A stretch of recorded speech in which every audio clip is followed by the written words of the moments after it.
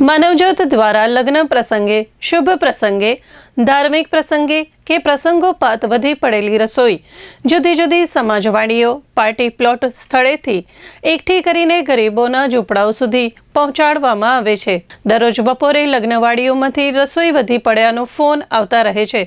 સંસ્થાનું વાહન વાસણો લઈ સમાજવાડી, પાર્ટી પ્લોટ સુધી પહોંચી જાય છે। ઘરમાં ગરમ વધી પડેલી રસોઈ લઈ આવે છે। આ રસોઈ ભોંગા ઝૂંપડાઓમાં રહેતા ગરીબોને અને કાચા મકાનોમાં રહેતા જરૂરતમંદો અને શ્રમજીવીકો સુધી પહોંચાડવામાં આવે છે। આમ અનેક ગરીબોની જઠરાગ્નિ ઠરે છે, પેટનો ખાડો પૂરાય છે, ભૂખ્યાને ભોજન પહોંચે છે, અન્નનો થતો બગાડ અટકે છે। દર વર્ષે આ વધી પડેલી રસોઈમાંથી 2.5 લાખ લોકો ભરપેટ જમે છે। ગરીબો આ ભોજન જમી અંતરના આશીર્વાદ પાઠવતા રહે છે।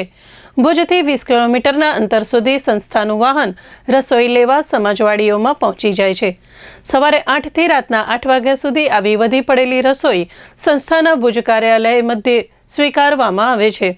રાત્રે 8 વાગ્યા પછી રસોઈ લેવા ગામડાઓ સુધી પહોંચી શકાતું નથી। ભૂખ્યાઓને ભોજન આ પ્રવૃત્તિ 21 વર્ષથી ચાલી રહી છે। માનવજ્યોત સંસ્થા ભુજ દ્વારા વર્ષોથી એક પ્રવૃત્તિ ચલાવવામાં આવે છે કે ભોજન સમારંભની વધી પડેલી રસોઈ ગરીબોના ઝૂંપડે।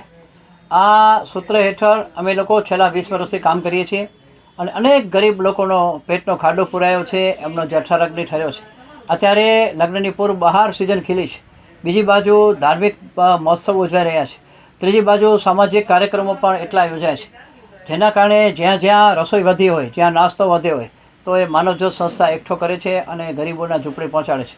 અત્યારે દરરોજ બપોરે 2:30 વાગે એટલે આપણે ફોન આવે જુદી જુદી સમાજવાડીઓમાંથી કે અમારે ત્યાં 200ની, 500ની, 300ની, 400ની રસોઈ વધી છે, તો અમે લોકો અમારું વાહન લઈ, અમારા વાસણો લઈ અને સમાજવાડી ઉપર પહોંચી જઈએ છીએ અને ત્યાં જે ગરમા ગરમ રસોઈ હોય છે એ અમને એ લોકો ભરી આપે છે અને ત્યાર પછી અમે લોકો 4:30-5 વાગ્યાથી ભુજની 21 જેટલી ઝૂંપડપટ્ટીમાં આ તૈયાર રસોઈ હોય છે જે ગરમા ગરમ એ વિતરણ કરીએ છીએ, જેના કારણે ગરીબોના પેટનો ખાડો પૂરાય છે અને એમનો જઠરાગ્નિ ઠરે છે। આજે આપણા દેશની અંદર અનેક લોકો ભૂખ્યા સૂઈ જાય છે, તો અત્યારે પણ ગરીબોની એ જ હાલત છે। કોઈકને 1 ટક ખાવા મળે છે, કોઈકને 2, કોઈકને 1 ટક પણ ખાવા નથી મળતો, 1 ટકના પણ સાસા છે। આડોશી પાડોશીમાં પણ આપણે જોઈએ તો ઘણા લોકો ભૂખ્યા સૂઈ જાય છે। ત્યારે આપણે જે માનવી છે, આપણા બધાની એક કર્તવ્ય છે, આપણી ફરજ છે કે આવા લોકો સુધી અન્નનો એક દાણો પહોંચે ને આવો જે ભોજન સમારંભ જે રસોઈઓ છે એની જે વસ્તુ વધે એનો ક્યારે પણ બગાડ કોઈ સંજોગોમાં ન થવો જોઈએ। એ ગરીબોના પેટમાં જાય અને એનો જઠરાગ્નિ ઠરે એવું કાર્ય આપણને કરવું જોઈએ। તો અત્યારે જે અમે લોકો આ રસોઈ એકઠી કરીએ છીએ એમાંથી અમે લોકો વાર્ષિક 1 વર્ષમાં 2.5 લાખ લોકોને ભરપેટ જમાડી છે। તો તમે વિચાર કરજો રસોઈનો કેટલો બગાડ થતો હોય છે। એક બાજુ રસોઈનો બગાડ અટકે છે આ પ્રવૃત્તિથી અને બીજી બાજુ ગરીબના પેટનો ખાડું પૂરાય છે।